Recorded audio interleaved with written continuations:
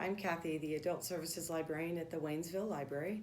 And for this episode of What Should I Read Next, I thought I would introduce you to some really great world fiction, also sometimes called international fiction. These are a few of the really great award winners or books that were published in many languages in millions of copies all over the world in the last few years. So the first one we'll get started with is At Night All Blood is Black by David Diop, and he is from France. He's the winner of the 2021 International Booker Prize for this book. It's a very powerful novel about World War I. The main character's name is Alpha. He is a Senegalese man who, never having left his village before, finds himself fighting with the French army in World War I. When his very best friend is seriously injured, Alpha is unable to fulfill his friend's request for a mercy killing. He soon becomes mentally unstable and begins to commit awful acts in his eagerness to avenge the death of his friend. So this novel blends oral storytelling traditions with gritty day-to-day journalistic style of telling a story, all about the horror of life in the trenches of World War I. This has been called a dazzling tale of a man's descent into madness. It's a dark and heavy book, but beautifully written. Okay, the next one. This is great. This is Drive Your Plow Over the Bones of the Dead by Olga Tokarczuk, and she is from the country of Poland. This is a thriller, and this is a great book. Janina is an eccentric recluse in a remote Polish village.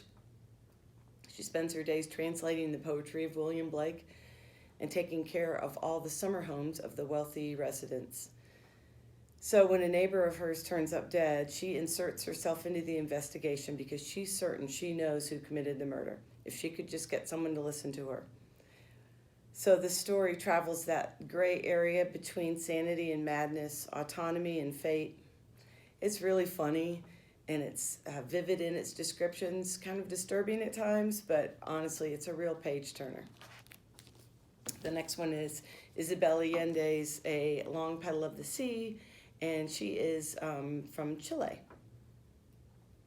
This book is set in the late 1930s during Spain's Civil War, when thousands are forced to flee in a treacherous journey over the mountains to the French border, and then on another treacherous leg of the journey on a ship to Chile, chartered by the famous poet Pablo Neruda.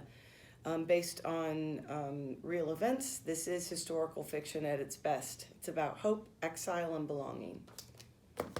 Please Look After Mom by Kyung-Suk Shin from South Korea. This was an international sensation when it came out, and it was a bestseller. It's sold over 1.5 million copies. Basically, this is a story about how mom goes missing. The story is told by alternating voices. First the daughter, then the son, then the husband, and finally by mom herself. This novel pieces together a life that appears ordinary, but really is anything but.